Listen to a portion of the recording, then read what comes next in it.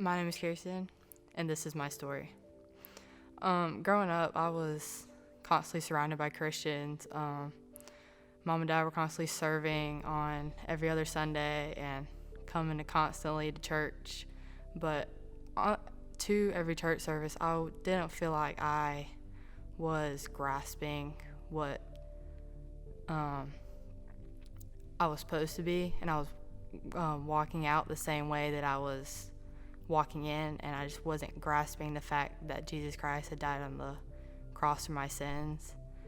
And I kind of lived through that for quite some time until about 2016, when at Party at the Park, I decided immediately that I wanted to get baptized. Now looking back, it was almost like I did it because other people were doing it, and I never really understood the reason for baptism, or never fully surrendered my life to Christ.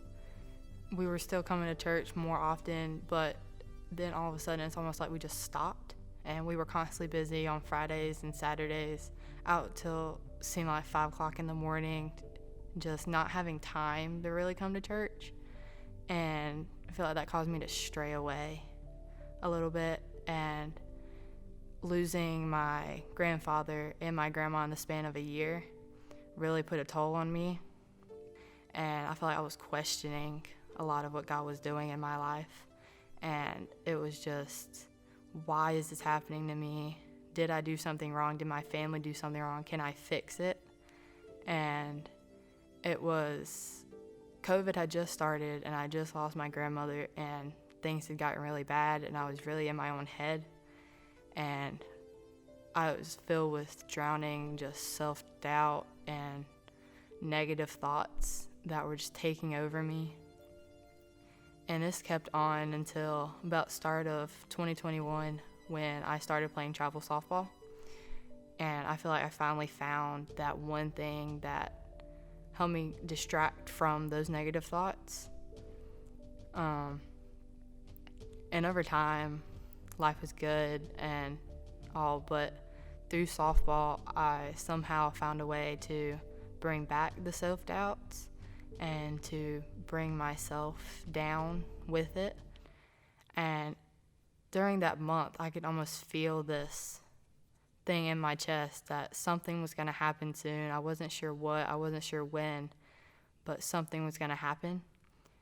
And then a couple weeks from Fuge, started getting stronger, started knowing that something was going to happen. And then Fuge came. And getting on that bus, I knew this was the place that it was going to happen. Still not sure when, but I knew it was the place. And then as the days went on at Fuge, this pull just kept getting stronger and stronger. And then at nightlife one night, I remember sitting in my seat and just praying to God.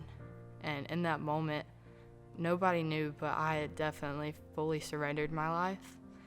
And little did I know, that night after, the pastor had asked us to stand up and tell the world if we have given our life to Christ, and tell the world that we know, you know Jesus and Jesus knows me.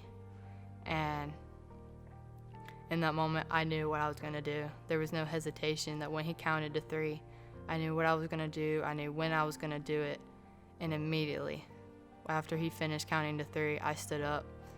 And the next thing I knew, my hands were in the air, and I was telling the world that I knew Jesus and Jesus knew me. And in that moment, as soon as I stood up, I could feel this weight lifted off my shoulders that I didn't know was there, and this just freedom filled me, and the hole that was open, the hole that I needed to be filled was finally filled with Jesus. And it was a great moment. It was by far the best night of my life. And after Fuge, I continued my journey with Christ, and I was definitely coming to church more and finding the time to be with him. No matter the tournaments on the weekends or the practices, I was finally finding time to be with him, and I wanted to have that relationship with him. And that is why I'm here today, to tell the world and tell everybody that Jesus Christ is my Lord and Savior.